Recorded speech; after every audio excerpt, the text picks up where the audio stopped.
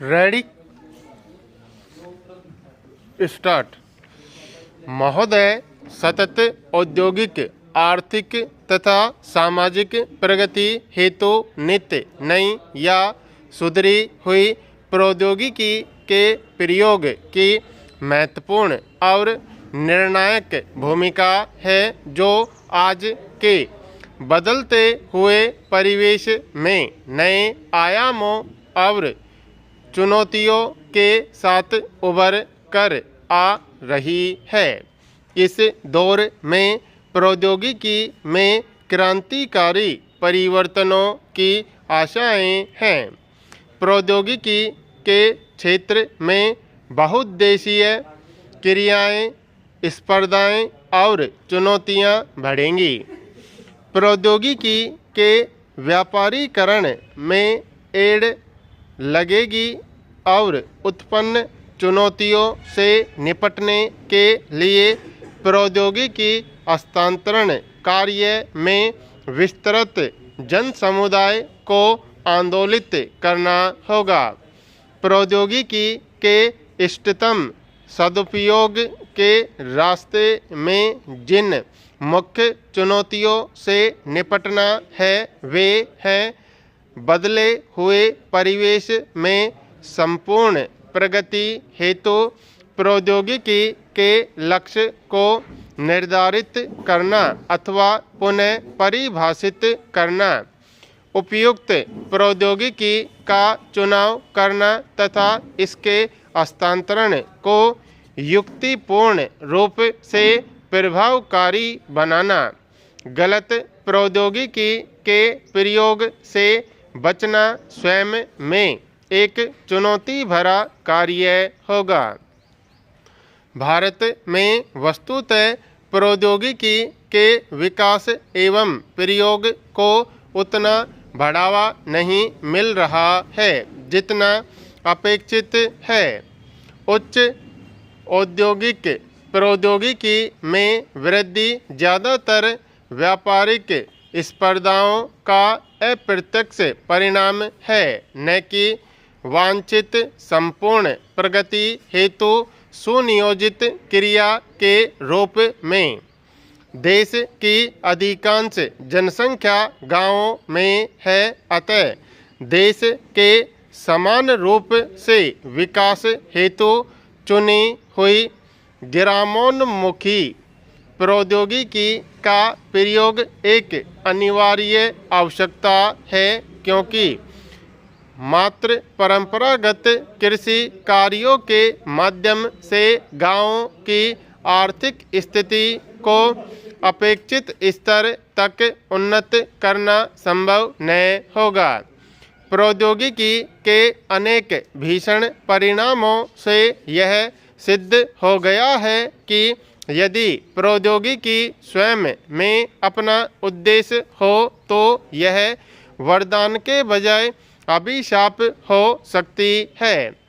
शैक्षिक अर्थ में प्रौद्योगिकी उस वैज्ञानिक, अभियांत्रिकी और प्रबंध संबंधी ज्ञान का समन्वित स्वरूप है जिसके द्वारा किसी तकनीकी कार्य की धारणा और अभिकल्पना बन सके, जानकारी को विकासात्मक स्तर पर परिवर्तित किया जा सके और उसके माध्यम से वस्तुओं और सेवाओं का निर्माण, वितरण तथा उपयोग संभव हो सके। स्पष्ट है कि यह शुद्ध औद्योगिक धारणा मानवीय उद्देश्यों से स्वतंत्र है तथा भीषण परिणामों तक पहुंचाने वाली सिद्ध हो सकती है।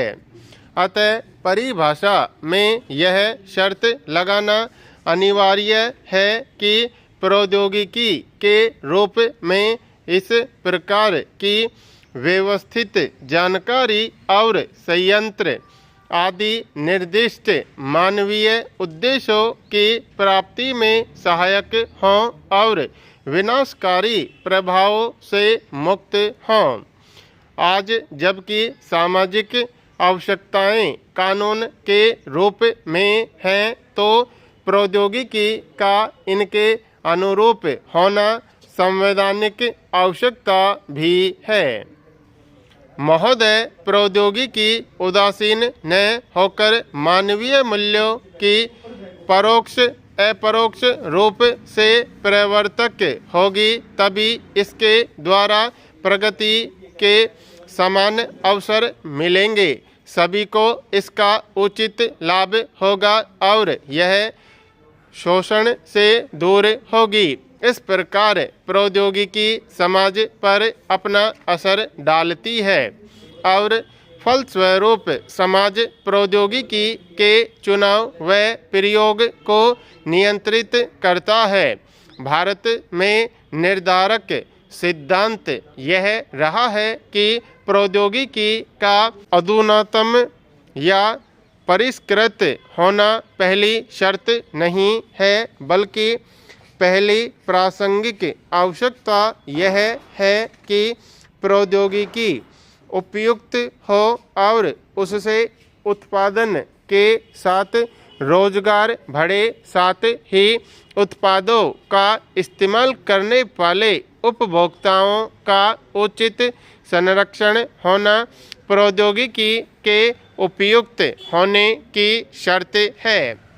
यानी प्रौद्योगिकी और उसके द्वारा उत्पादित वस्तुओं और सेवाओं के प्रयोग में उपभोक्ताओं को खतरे न हों, सुरक्षा का अधिकार बना रहे, इनके संबंध में आवश्यक सूचनाएं उपलब्ध हों ताकि निजी ज़रूरतों के हिसाब से वस्तुओं व सेवाओं का सही चुनाव करने की सुविधा हो।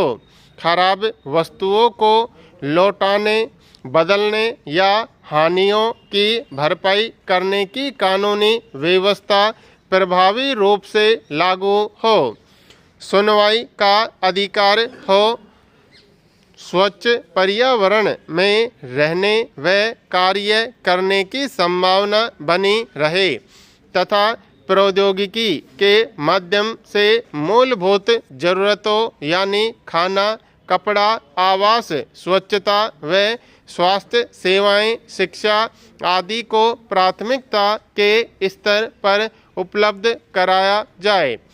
केवल इन्हीं अर्थों में प्रौद्योगिकी संपूर्ण प्रगति का औजार और आधार होंगी।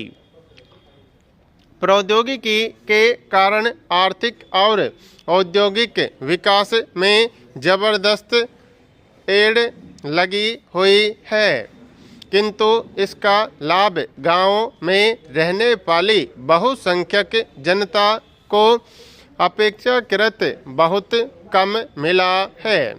ग्रामीणों को प्रौद्योगिकी से यथेष्ट और परोक्ष रूप से लाभ मिले, इसके लिए आवश्यक है कि गांवों की आवश्यकताओं, क्षेत्रीय साधनों और सामाजिक रुझान के अनुरूप उपयुक्त प्रौद्योगिकी का प्रयोग गांवों की ही जमीन पर हो।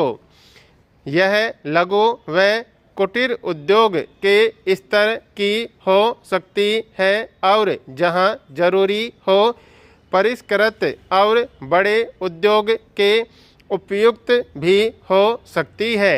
ग्रामीण अंचल में प्रौद्योगिकी के प्रयोग के वांछनीय क्षेत्र हैं कृषि उत्पादों एवं पराकृषि उत्पादों का मांग और आपूर्ति की आवश्यकताओं के अनुसार उचित संसाधनीकरण करना और इस क्रिया को सस्ती तथा आकर्षक बनाना, ऊर्जा का विकेंद्रीकरण करना और इसके वास्ते गैर परंपरागत ऊर्जा स्रोतों, जैव द्रव्यमान आदि का प्रयोग व्यवहारिक बनाना, सस्ती पेयजल प्रणालियों का विकास और प्रयोग करना, जल संसाधनों का संरक्षण और सक्षम दोहन करना है।